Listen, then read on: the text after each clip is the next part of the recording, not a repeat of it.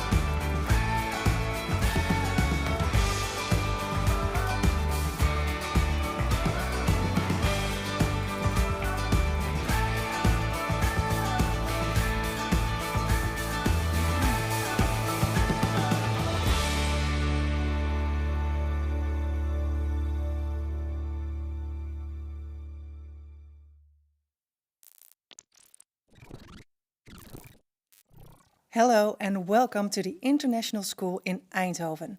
My name is Annabel van Ewijk and I'm a drama teacher here at the school. Today I will take you on a tour throughout the school in approximately 1 hour. And you're welcome to ask questions throughout and my colleagues will help them answer online. You can insert your questions in the chat function. Some questions might also be answered live, so keep an eye out for yours.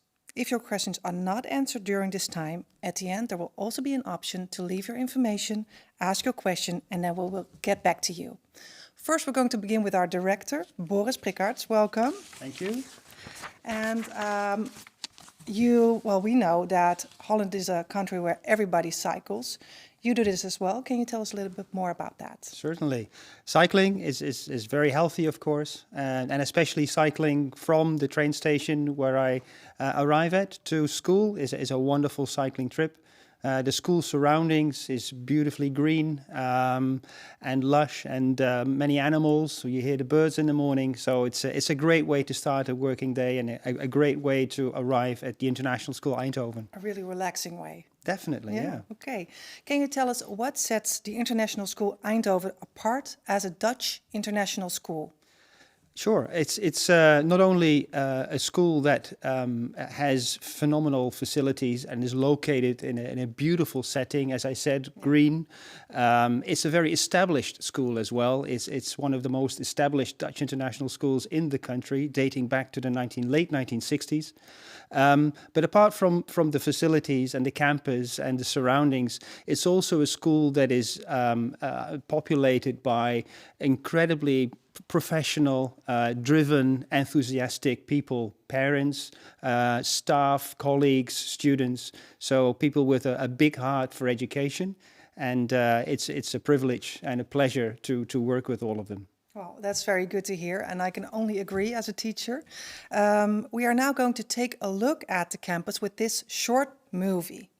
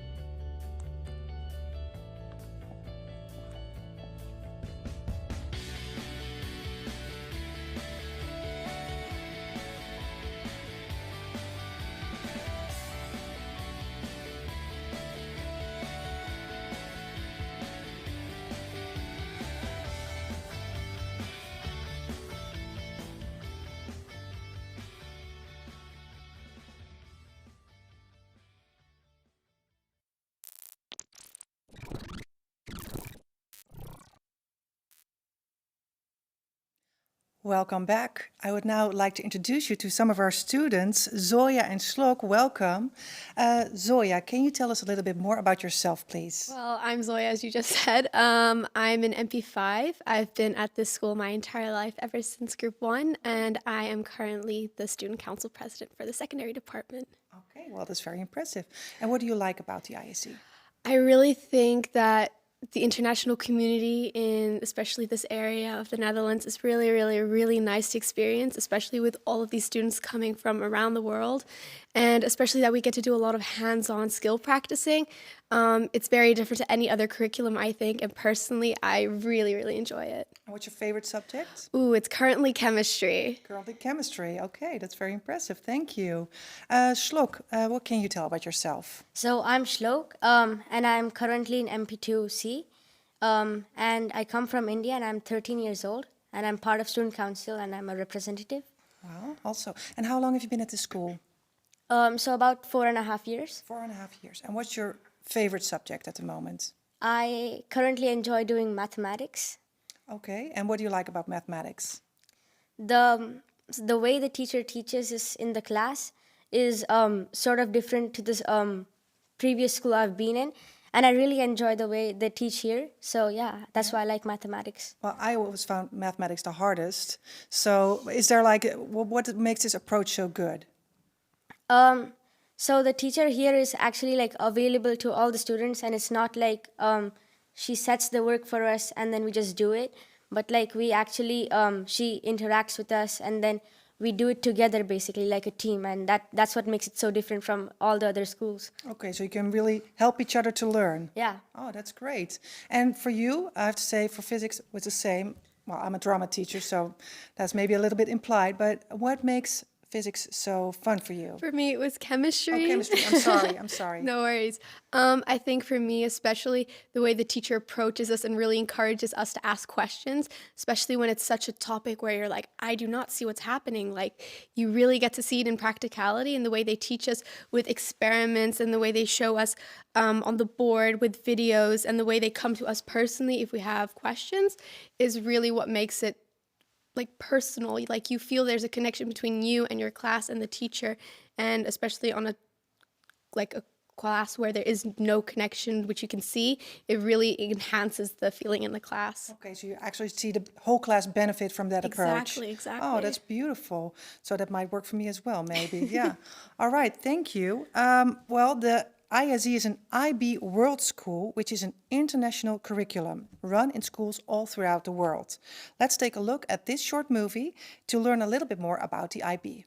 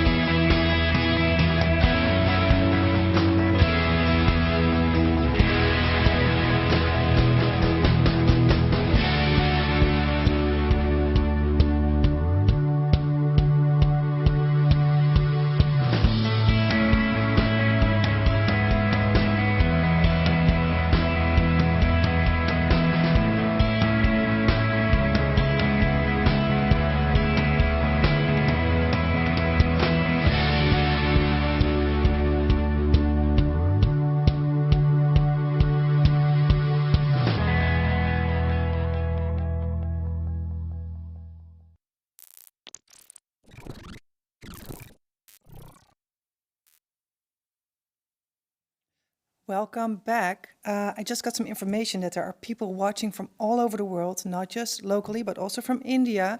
So welcome. Very nice to have you. We hope to be able to answer all of your questions today. Marcella has joined the table. Marcella Watts, Head of Secondary Department. Can you tell us a little bit more about yourself? Yes, as you said, I'm the head of the secondary department. I've actually been here for quite a number of years now. I moved here, I call myself Scottish, but I was actually brought up all around the world, moved every 2 or 3 years, just like a lot of the students here at the school. All right, that's great. Can you tell us a little bit more about the IB and what it means to be an IB school? Well, IB is a schools all around the world, and we made the choice to run the IB because we wanted a curriculum that really matched the type of students that we have here at the school. Also, we wanted an international curriculum that would have a qualification that the students could use when they left the school, whether they wanted to stay here in the Netherlands or whether they wanted to return to their home country. Mm-hmm. And also a lot of our students do only stay here for 2 to 3 years. So if they're studying the IB, they can easily transfer to another IB school anywhere around the world. So it's really for the students' benefit to be able to participate in this and then take that with them to the next location. Absolutely. Yeah. What is so special about the IB curriculum specifically? I think if compared to a lot of national curriculums, the biggest focus and the biggest difference is it's a real skill-based program. Mm-hmm. So we're trying to teach the students skills that can be transferable to other subjects, but also when they leave school to universities and colleges, and even when it goes into their workforce. It's based around, it's not just about the academics, we call them life skills. So we're trying to develop understanding, reflection skills, things that really will help the students when they grow up and mature and move into the workplace. So it's really connection to the outside world, the world outside of the school. Absolutely. So we want to give them experiences that are like real experiences so they can link the knowledge, the understanding and the skills to things that are real. All right. And how do we apply this in the Netherlands? Because we are, like in the Netherlands, but an international school. Yeah, I mean, we are all international students here, faculty as well, mirrors the same as the students, but we have the common bond that we're all in the Netherlands, so we want to make sure that the experience the students have when they're here is that they really get to know the culture of the Netherlands. So all our students study Dutch language, of course, it's the best way to connect them to the Netherlands, but they also learn about the norms and the differences. We want to make them experience, what it means to be in the Netherlands and what are the differences. Do they have to wear clogs as well, as a typical Dutch thing? I think that would be a little bit noisy going around the school wearing clogs, but yeah, definitely we should do some clog dancing and all sorts of things. And what are our unique additions to the IB curriculum? I think our school, because so many of our students are multilingual, language is a huge thing for us. So we have our Japanese and Chinese and Swedish and Finnish, you name it. We have so many teachers that teach literature courses to our students. So that's a great role models from, again, representing different cultures around the world. That's something unique. And I think also the diverse number of subjects that the students can choose, especially in the diploma program. So we can accommodate pretty much every type of learner within the school, and hopefully that they'll then be successful. All right. Well, thank you. Well, as you already said, we take language very serious at this school. Our students come from many parts of the world. So let's take a look at this short film.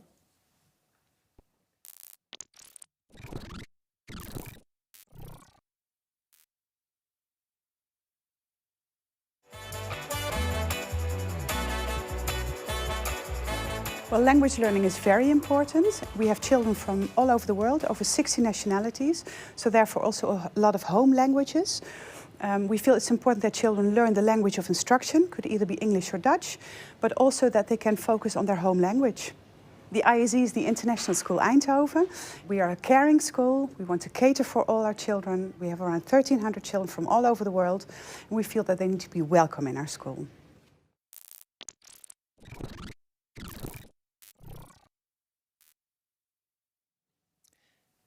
And we are back at the table. We now have Joan Roach and Anya.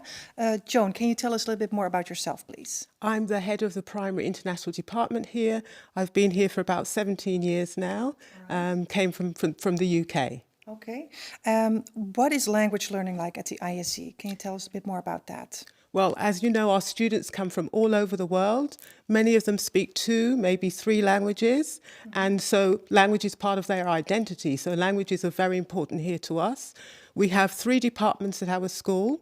In the primary Dutch department, the students experience 2 languages.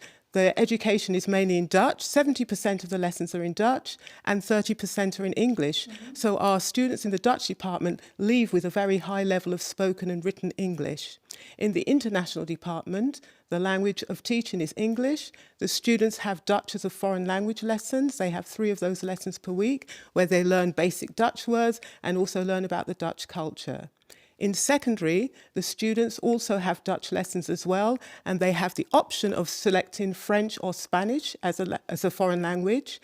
But also something that they're very proud of, in the secondary school, students can take a lesson in their home language as part of the curriculum. It's embedded in the curriculum.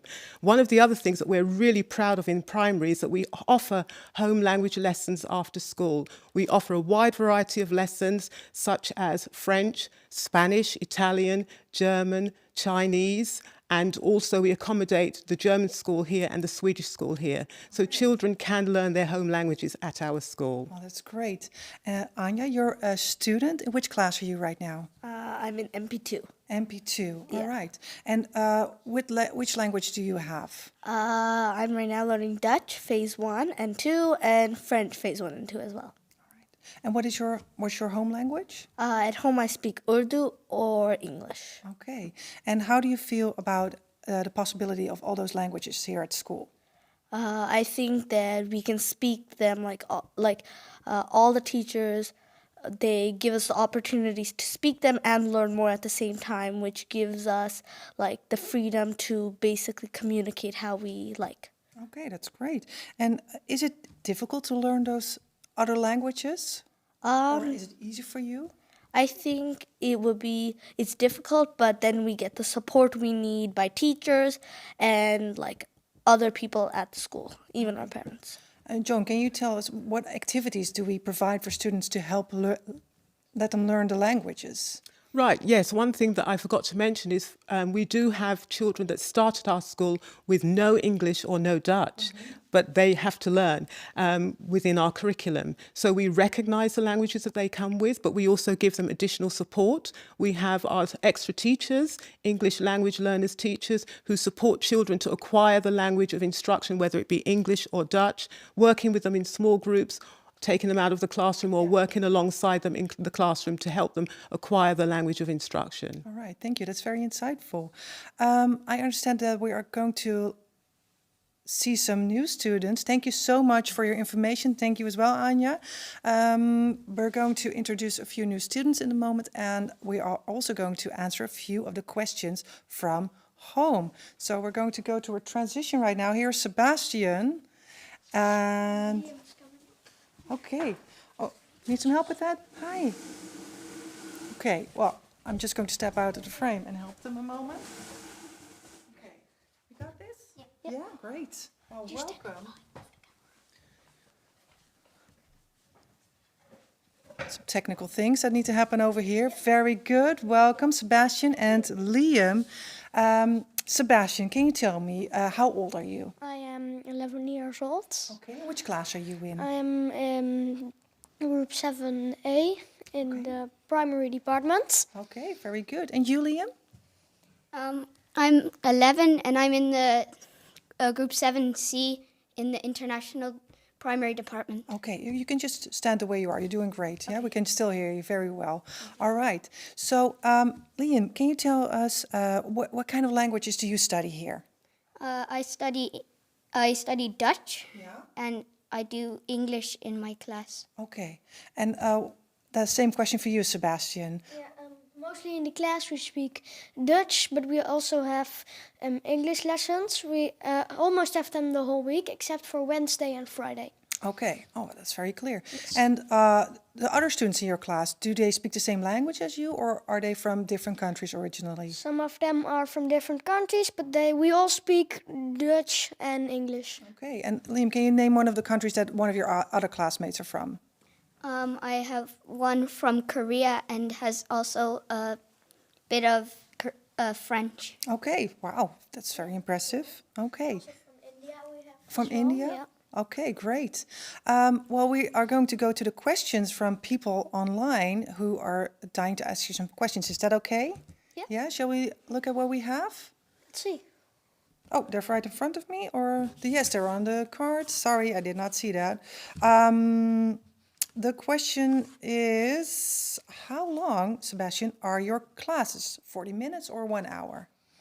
We have for the snack time we have at 10 o'clock, and then we have 2 hours, and then we have lunch. So I think one class, math is 45 minutes, and some lessons are a little bit shorter. Okay. So sometimes they're a little bit Depends shorter. on when the break is, Yeah. maybe. Okay. So you already said you have a morning break, apparently. People at home really want to know, do you eat healthy snacks? Yes. Yeah? You as well, Liam? Yeah. Yeah?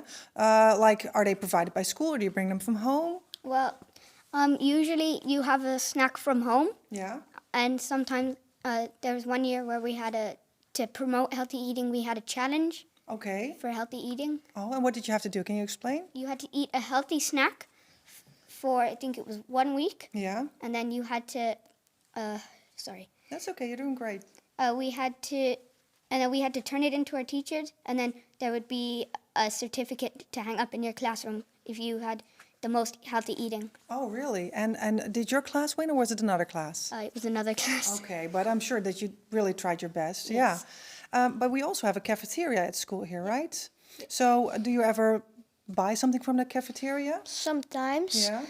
You can also have like a lunch card. That's when you go to lunch and you buy your lunch at the cafeteria, because when you finish at the cafeteria, in the cafeteria there's also a lot of chairs and tables where you can sit down with your friends and you can eat your food. It's a great place to hang out, right? And snack we also always eat outside. Okay. Our fruits and vegetables that All we right. eat with the snack. To get some fresh air. Yeah. Yeah, because we're in the middle of a forest, so that's only nice, right? Yeah.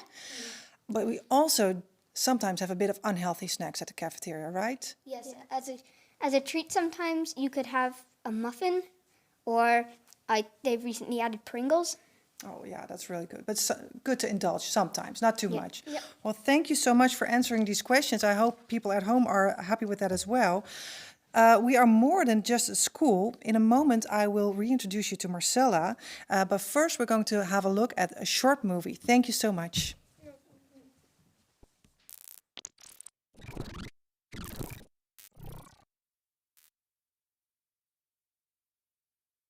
We talk about being more than a school because we believe that we're more than just the education for our students, but we also serve a purpose for all the new families that are coming here to Eindhoven and to the region.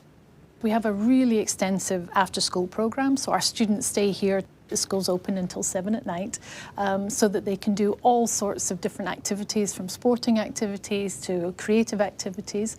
Because our students, being international and not being able to speak Dutch language, it's much harder for them to be able to join local clubs and things. Community building is something that's really special for us as a school, because I think when you build a community, you build ownership. You feel like you belong somewhere. Part of our curriculum is also for our students to develop a sense of community in our service and actions program, and that helps them understand what communities are, but also what they can give back to communities.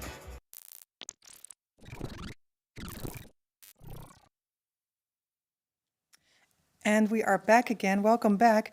I just received some information. Not only people from India are looking, but also from Argentina, the Netherlands, of course, as well, but also Egypt, Spain, from Malaga and Barcelona. So welcome. Marcella has rejoined the conversation and she has brought a guest. Hello, welcome. Colin Owen, and you are a parent. I am, yes. Yes, very welcome. And Marcella, you're going to ask some questions to Colin. I am. First of all, thank you for choosing the ISE for you and for your children. Just to help us, could you tell us a little bit about why you chose the ISE and what was really important for you when you made that choice? The choice is probably a bit unique in that, because my wife had actually been a student here when she was at that age. So for us, it was almost a done decision to follow on in the family. I think in terms of parent choice, you're looking for something that's a balance for the kids. Not as well as a strong education, but also a balance in terms of life skills as well. And I think that's definitely what we feel that the school's offering to our kids, yes. Oh, that's really good to hear, of course. One of the things that we think is really important is building that community, not just within our student body, but our faculty, and we want to include parents in that as well. Could you maybe talk a little bit about whether we're fulfilling that promise or? Oh, yes, I think the motto "more than a school" also extends to the parent community.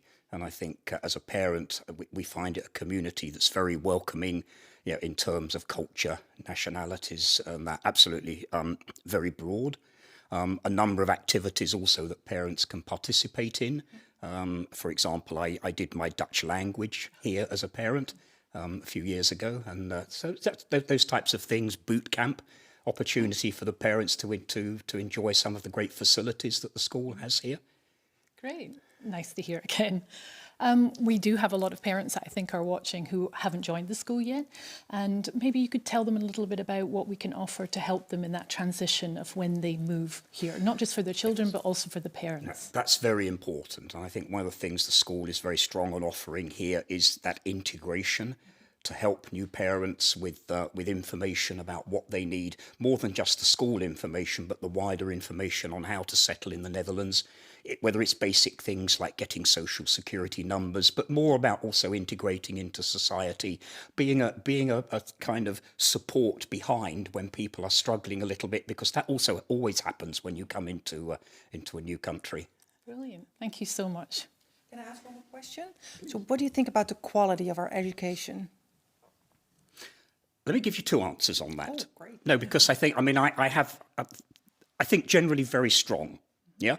But I think it's sometimes difficult to get, as parents, a more objective view on that. It feels subjective in terms of how you feel your kids are studying. I participated in the MR, the consultative committee, which is a mixture of parents and staff elected to represent those people. It's set up under Dutch law and requirement. I got a lot of insight in how the school works in my 3 years there. But what also there, we saw objective measures on how the school was comparing to other schools. And consistently, the ISE was always in the top quadrant, whether in primary education, secondary education. And I think that gives a really good message to the parents in terms of an objective measure of the quality of education. Well, that's very good to Yeah, hear, very obviously. good to hear. But also very insightful that parents can feel like they can be a part of the school on different levels. Yes, also, if I may add, I mean, they're also in things like, there's a very strong parents committee. Okay, that's very good. So parents committee organising social activities, obviously difficult in the current situation that we are in, but Christmas parties, summer fair, those types of activities where parents can come together and participate in the wider life of the school. Yeah, so, and for us, parents are really important when we're trying out new ideas or we're wanting to introduce different subjects or different processes. It's very nice to have a parents committee It's a bit of a brainstorm give and take. with. Yeah, all right. Well, thank you so much. That was very insightful. We're going to go on to the next clip because at the International School Eindhoven, we want children to discover and follow their passion. This is why we offer a large variety of learning experiences. And the next film is going to show you a few examples.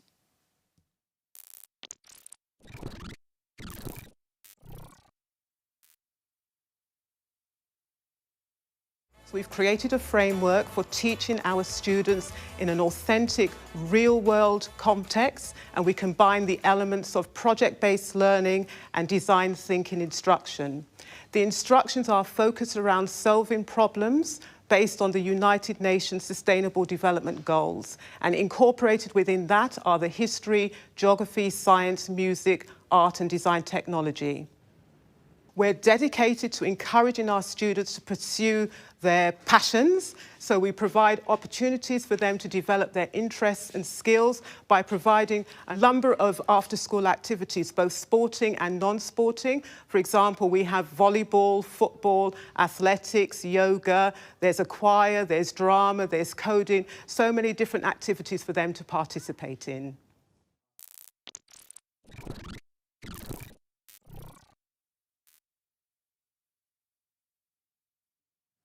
welcome back. Joan is back at the table and she brought a colleague, Chris. Joan, you're going to ask Chris a few questions, but maybe Chris can tell a little bit more about herself first. Yeah, my name is Kristen Pollard, and I am an English language and literature teacher here at the school. Okay, so how do you cater for the diverse student body that we have here at the ISE when you're teaching your lessons? Yes, we have a diverse range of students from a number of countries around the world. So we really try to cater to their experiences in the curriculum. So for me, that would look like offering a number of different texts, a number of different pieces of literature to read, as well as bringing in a number of examples from texts around the world, whether it be an advertisement or a short story or even poetry. And we find that as well, we try to cater to the diverse range of experiences that students can have with learning, so helping them one-on-one in the classroom. Okay, and what sort of additional support do you give to those students that might need some extra support? Yes, so for students who need extra help, really we try to make sure that we reach them in a number of different ways. So whether that be pairing students in group work or helping them with a different kind of task that they produce, especially I think as you heard the students say earlier, that one-on-one support and making sure that we cater to their individual needs. Okay. Can you tell us what a week would look like for a student in the secondary department? Absolutely. So our middle year students, they study 8 different subject groups and they attend roughly 6 lessons a day, as well as, and that can range from arts to music to design technology and mathematics, science, as well as a chance to meet up with their year tutor where they do some more core elements of the class. So some of those skill building classes. Then our diploma students study 6 different subject groups, so they narrow a little bit, but again, they have those same moments to touch base with their year tutor, as well as the core elements of the program, like the longer extended essay and the service component of the course. Okay. Is that a big difference between the secondary and the primary department when you listen to this? Yeah, it's slightly different because the primary students stay with one teacher for the majority of the day. They experience literacy, which is speaking, listening, reading and writing. Yeah. They have maths, which of course is universal. And then the rest of the subjects, history, geography, science, music, art and design technology, they experience that within a theme. Yeah. So they study a theme and it brings in all the elements from the different subjects. They also have their foreign language lesson, whether it's Dutch in the international department or English in the Dutch department. They have 2 gym lessons a week, and they also visit our wonderful library that you can see here once a week, where they have a library lesson. They can choose some books to take home. Right. So, and also the social skills lessons as well. Circle time, where they talk about how to be a good friend, how to solve conflicts, etc. Okay, well, that's very important. Can you name one example of one of the themes that, for instance, are going on right now or in the past? For example, Group 6, one of the themes that they focus on is on rivers, and they talk about how to solve problems that they might be experiencing with rivers, with waste in rivers and so on. So that's a theme. Food, dinosaurs, so a wide variety of themes, celebrations. Yeah. That sounds very interesting. What does a week look like at the primary? Yeah, so that was what I explained. Okay. So they have their different lessons, they have their gym lessons and so on. That's Okay. what it looks like, as well as social play outdoor as well Yeah. during the lunch breaks and the play breaks. Yeah, okay. Well, they have a lot of space outside to Yeah, play. they do. Thank you so much. That was very helpful. We're going to go invite another guest to the table right now. The International School Eindhoven is part of the Silvo Foundation. Thank you so much, ladies. To the table is now coming Meine Stoker, who is the director of Silvo. We're going to wait a few seconds. Hello, welcome. Very good. Yes. Yes, thank you very much. We must do that, eh? Yeah, that's true. Can you tell us a little bit about what is Silvo and what type of schools are in Silvo? Silvo is a foundation for primary and secondary schools in this area, so in the Brainport area. And it consists, most of the schools are secondary schools, and there are also primary schools, but most of them are secondary schools. Okay, and what makes ISE a typical Silvo school? Why are we part of that organization? Yeah, to answer this question, I have to go back to the foundation itself, Silvo. because when you look at the mission and vision of this foundation, you will see that international is an important word. So the different schools within Silvo are all having something to do with international. One of the schools, for instance, they are having a special department for labor migrants and refugees. Another school is a bilingual school, and so on. So every school has something to do with international. And so that's also the link with the international school, of course, because the international school is the most international school of all of those schools within the foundation. All right. And what is the importance of the ISE within the Eindhoven region? You already mentioned the Brainport. Maybe you can tell us a little bit more about that. Well, to say it the most strongly as I can, without the international school, there won't be a Brainport area. Because there is, from history on, the international companies need to have knowledge workers and expats. Yeah. And they would like to send their children to an international school. So everywhere and everyone in this region is aware of the importance of the international school. So the municipality, the province, the international companies here, they are all supporting the international school. And that's also the reason why we have got money available now to do the extension of the international school, because a lot of people have interest in the international school and want to send their children. Oh, well, that's very good news, obviously. But the Brainport region, we know what it is, but maybe the viewers at home don't really know yet. Can you tell us a bit more? Yeah, the Brainport region is Eindhoven and a number of municipalities in this area. And that's called Brainport. And the word itself says also something about the companies in this area, like Philips and ASML, who have a lot of, let's say, products that they make. There are very special because you need them to make chips and so on and so on. So this area, you need your brains, to make things go along, because in the Netherlands we have also seaports and so on, but you also have Brainport. Yeah, well, that's fair. That's very clever. That's why it's called Brainport. Thank you so much for giving us a like a bigger picture. We really want our students to connect to the outside world, but the school itself is also connecting to the outside world because of the Brainport region and the companies that are in the neighborhood. We are going to look at a short video, but first I really want to thank you for coming and telling us a bit about that. The students here can take a lot of initiative, and we're going to take you through a short video that tells us a bit more about that.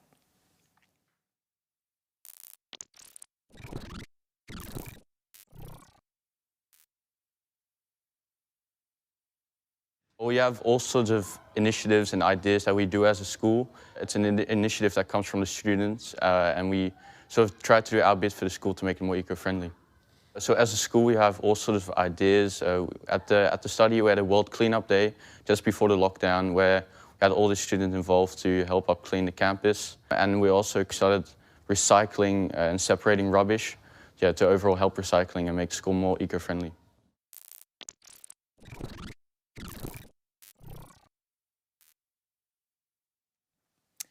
And welcome back. Well, we have some familiar faces at the table, Sebastian, but also a new student, AJ. Welcome. Hello. Thank you for coming.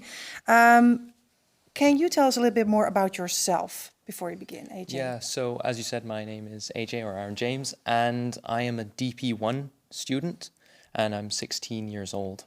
Okay, DP1, 16 years old. Is there a lot of room at the school for your initiatives, for ideas that you might have? Yeah, there's a ton of room for that. Okay. You have like pre-existing clubs in school. So there's ones such as like the Science Club, Model United Nations Club, and the list goes on. But what I also really like is that students can create their own clubs. So like if they have a passion for something. Something that me and some friends did, we started like a gym club as an example, and also worked a bit about creating a chess club in school. So. Oh, I saw that. That's here at the library, right? Yes, yeah, exactly. Yeah. And it's great that we have the opportunity to be able to create something like of our own. And there's like a lot like flexibility with what we can do in that sense. So you really feel like if you speak up, you're heard with your ideas. Yeah, exactly. Yeah. Oh, that's good. Sebastian, you're in primary. Is there a lot of room for ideas that you might have as well? Do you Yes. feel? Yeah. Yeah. Because also, well, and the student council as well, Yeah. we have made something in the suggestion box, and we put these boxes there, and that's for children in the primary. You can put a word suggestion, and we Yeah. will look at that. And we'll And so see you to open up the improve. suggestion box? Yeah, and you we look look at at it. that with Okay. the student council. Are there any good suggestions in there? Well, there's also like really weird things that we cannot do. That's obviously, Yeah. but sometimes there comes something good. What's the weirdest thing that was in there? A Nerf battle. That's cool. What Nerf? What like with the guns? Blasters, yes. That's Okay, something did- we got. Or did you- snack bar. Snack We got, bar. there- Did you got follow them. up on those requests? No. No? We don't. Pretty good ideas, but maybe not so safe. No, not for school really. No, not really. No. All right. Also part of the student council, as are you. Besides, well, your own ideas, is the student council also a place where you can put initiatives into the school? Or can you tell us a bit more about student council? Yeah, exactly. So when it comes to initiatives, the school is actually very open into like the suggestions that we make. Yeah. So we get the suggestions by asking students like what they're wanting, things that they would like improved on. Yeah. And then from there we talk to find some kind of solution in the student council. And then we can just bring it up either to Ms. Tubbs or Yeah. as an example, and we can help create solutions in the school. Yeah, Ms. Tubbs, for the viewers at home, is, well, pretty much the most important person in this school, we might say. So she takes care of basically everything. Can you name an example of one of those initiatives that have happened? Yeah, so one initiative that we did that was quite big was the Kika campaign. Yeah. And what this was where there was a student in our school Yeah. who was suffering from cancer, unfortunately. And as a whole community, we came together with the student council and everything. We were selling T-shirts in order to support like children's cancer research. And yeah, I feel really proud of doing that. And it was able to make like a lasting difference, I think. Well, true, and you should be proud of it because it was really impressive. Besides the Kika, which is like a very big thing, a very, of course, big subject, there's also like a small thing that has happened, but that has made a big difference? Yeah, there's also stuff like that. Like a lot of students were, for example, complaining that they didn't have a way to warm up their food. Okay. So we talked a bit about that, and we managed to arrange microwaves for the school. So they can warm up their meals during lunch? Yeah, exactly. Oh, well, that's very important, I would say. Okay, thank you so much. Well, we have a lot of questions from the viewers at home. Let's look at this for one. This is a nice question for you, Sebastian. How many students do you like about having your class? Well, in most classes we see 24 or sometimes 22. Yeah. Mostly somewhere in the 20. Okay. But 24 is like the max that we have. Okay, well, that seems okay, right? Yeah. They could work on writing a bit clearer because Yes. I can't really I was reading read it as everything. well. I was thinking the same thing. Yeah, well, that's very good to see. Another question that's come up that I'm going to answer for you. If the live stream will be posted online, yes, it will be available throughout the website. So should it go too quick for you, you can always look it up. Also, I see that the chat is not working very good at this moment, but we are working very hard on it. So hopefully we'll get that sorted out. Are there, well, you can answer this question. Are your teachers always from the Netherlands? For sure not. There are quite a number of teachers who are, but there are also teachers who are from, for example, the UK, and people who, there was even a teacher who came from Asia to come and teach us. Okay, and you also have something to say? We have an English teacher now from Russia. An English teacher from Russia? Yeah. That's great. And what's the effect of that, of having a Russian teacher in front of you? They have a bit of an accent, but yeah. you can, yeah, it's a little bit of, a little bit weird in the beginning, but you get used to it. Yeah, you get used to it. Okay, that's great. What do you think is the addition of having like international teachers in front of your nose? Well, it keeps you open-minded in a way, actually. Okay. Because if you have all the same kind of teacher, like I think that's more common in like the public schools. When I was in the United States, it was often like that. Okay. But I think in this school, it even broadens your horizons a bit, and it teaches you a lot about new things. Like the teachers will share a bit about like what it was like in other countries and stuff like that, and Yeah. So you really hear about other things that you might Yeah, exactly. not hear normally. Yeah. Okay. You're in DP, so you're already thinking maybe about your future. How does the school help you to find, what step is going to come next for you? I found really useful with like the careers counselor. It's quite useful because they help you to find, like, for example, what university would most suit like what you're good at. Yeah. They also evaluate what you have natural aptitudes for, what kind of personality you have, and how that would fit into like the workplace. So I think that's all really useful tools that you have access to. So you actually have a direction that you're going in. Yeah. And you don't have everything open, and then on the last day of school you're like, oh, what do I do? Oh, let's do that one. Yeah. Okay. So you really feel like you can make a well thought of choice. Yes. Yes. All right. That's really good. Well, those are all the questions that we have for now. So let's see. I want to thank you so much for coming. I think I'm going to see you later again, but thank you. This was really helpful already. Now we have a very, very special guest. And his name is Wolfie. Wolfie, where are you? People at home don't know what's going on, but we know all too well. Here's Wolfie. Hello, come on. Hi. Hi, Wolfie. Hello, hello. Good to see you. Yes, hi.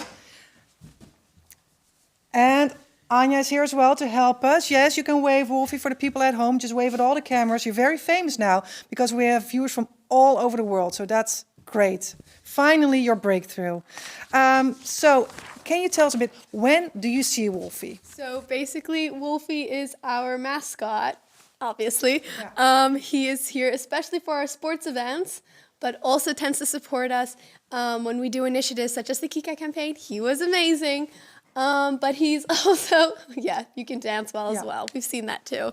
But we have also had him do videos for us to keep us busy during quarantine and support us. And he really makes a smile on everyone's faces whenever he turns up. I can only agree, because when we were in quarantine and in lockdown, Wolfie made sure to send us motivational videos. That didn't only help the students, but also the teachers, because it was, of course, quite the challenge. Yes, thank you so much. You really helped me through there. At our school, well, hopefully you can see that we really care about our students. And to show you that, we're going to look at another video. Thank you so much, Wolfie and Anja, and see you next time, okay? Bye!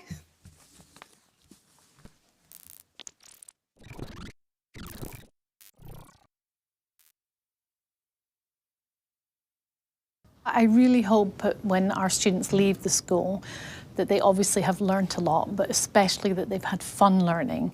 And because we're such a diverse school, I really hope that they can leave the school with an open mind. I hope that they can have more empathy and be able to look in things with different perspectives.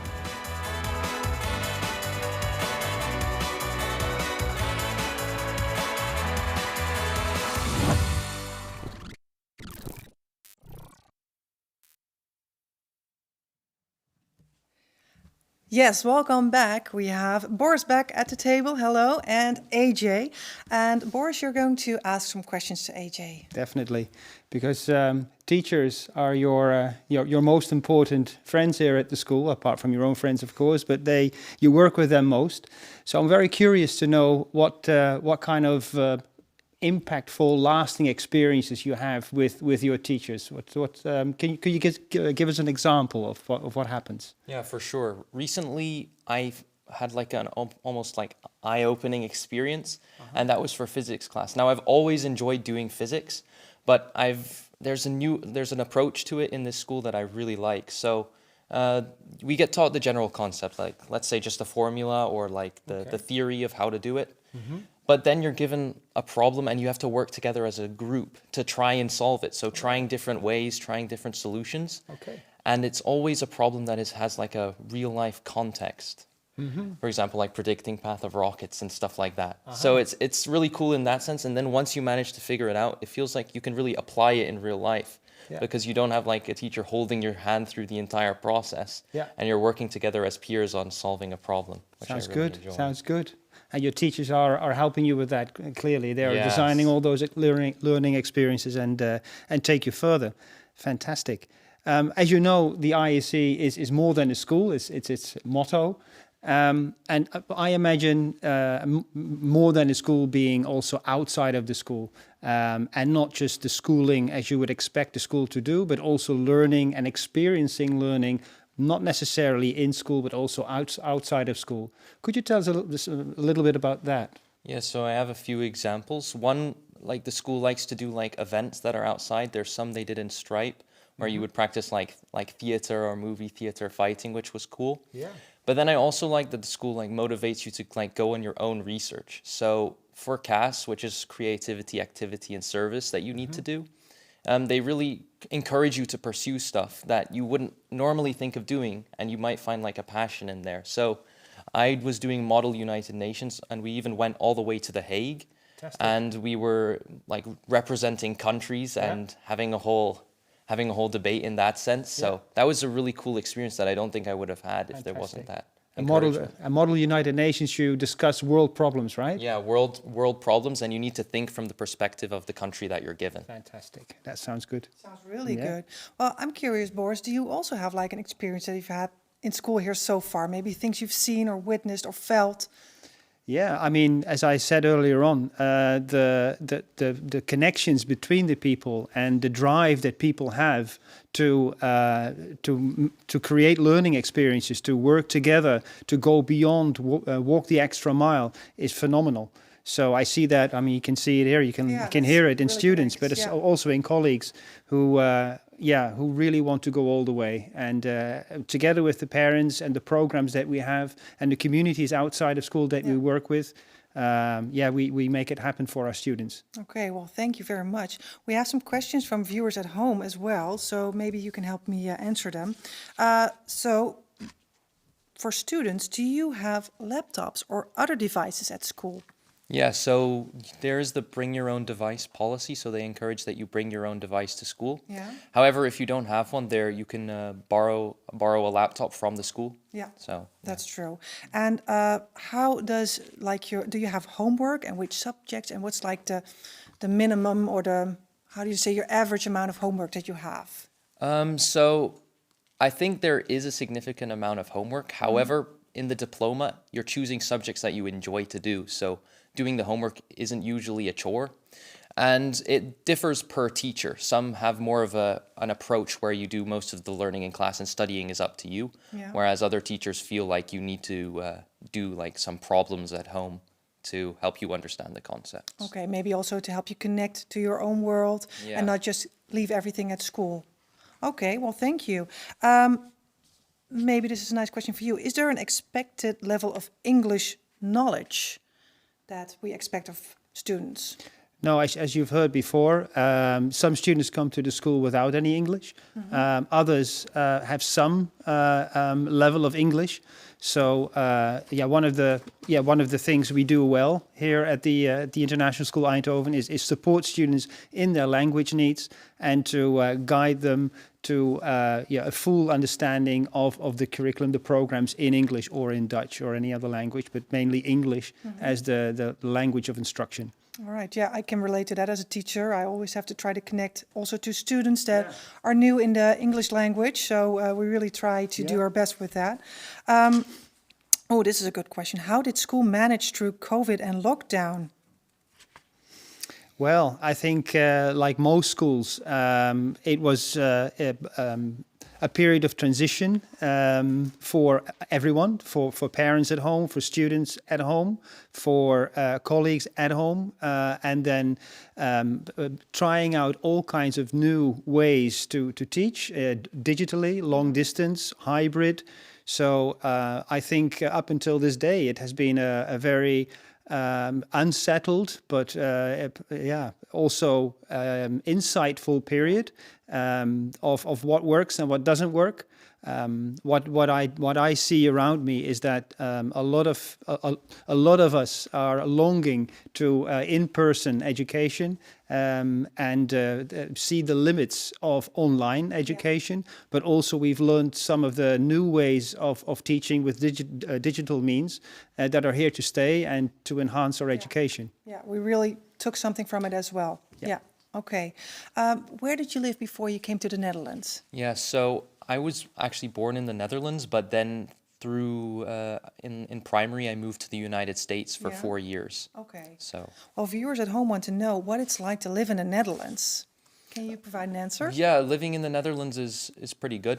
Lots of people like to bike, as we heard from the beginning, and I think that's pretty good. Also, living in the Netherlands around like the campus and everything, it's quite nice because the campus is actually in nature, so it's a really good experience in the morning. And also there are like cross country runs that we do from gym class, so that's fun to do. Cross-country runs, like Yeah, in the so woods? yeah, we'd had an event where we were doing the Barkley Marathon. Yeah. And that's where we get like everyone in DP, and we were all running through the nearby forest. Okay. So yeah. Oh, that sounds there's really cool. School does a lot of things like that. Yeah, and all students came back. Yes. Okay, yeah. good. Oh, That's thankfully. good. Yeah. All right. Is there also an after-school program? It's one of the questions from viewers at home. Yeah, Yeah? I think you might have experienced after-school program, so you might want to tell something to us about it. But yeah, I mean, I can say that there's sports, lots of sports activities happening for parents, but also for staff and students. Yeah. And maybe you want to say a couple of things about it. So a lot of my friends do the badminton after school, and also there's the science club. They have lots of after school events. There's actually a science night that the school does, and that's where we showcase experiments to younger years to get them sort of inspired to do science. So yeah, there are lots of experiences that we do after school as well. Well, I can also say that as a drama teacher, and I'm part of the arts department, that we as a department also do a lot of outside of school activities, such as there's a ukulele club, there's a music club. We are currently working on a musical that we hope to be able to perform if COVID allows, obviously. So from all different kinds of subjects, there's a lot of things that you can do extra. Let's see. Oh, there's a question for Boris specifically. How do you use the extra fees you get? I see. At first I think I need to explain extra fees because they're not extra, but they're very much needed to run the school. And we, compared to regular Dutch schools, need more money to run the programs that we need for our students. So that's where the extra comes from. We use the money to cater for particular language needs. So we have smaller groups, for example. We also have on campus particular colleagues who are specialized in helping our students with particular needs, counseling needs. Yeah. Let's bear in mind that a lot of our students move country, so they have particular issues sometimes that they need some extra support with. So there's many things that we need for our students compared to, say, regular Dutch schools. Yeah. Our colleagues, when they go for professional development, often need to go abroad for that professional development. I think it's also worth mentioning that we as a school have particular quality assurance needs. And so we work with organizations outside of school to go through rigorous quality assurance systems and processes, and they cost extra. So there's a variety of needs that we have as an organization for our students to make sure that to account for the money that we need extra from our parents. So that needs are being met. Absolutely. Yeah. All right. Final question: why do students have to come to the ISE? Well, first of all, because it's a great place for learning, and that's really at the heart of what we do. And as you have heard and seen, it's a place where it's not just about schooling, but it is about learning inside and outside. It's a primary, secondary school located in a wonderful spot in the Netherlands, where we don't walk around on clogs, as we've heard before. Let's mention that as well. It's a place where you will feel at home, away from home, often enough, and that's very important for our whole community. Yeah, well, that's a great answer. Thank you very much. Okay. Well, I hope that the viewers at home already have a pretty good idea of our school. We know that there are still some questions on the chat, but we will make sure to answer all of them. But please know that, first of all students are welcome here, and we hope that this video and live have made you feel welcome and give you a bit more insight. If we have not answered your questions, please send us an email to info@isecampus.nl, and we'll be sure to come back to that later. We will be staying online for now to answer questions from the chat, so you may hang around to look at the answers if you would like to. But last of all, thank you very much for watching, and we hope to see you at the International School Eindhoven.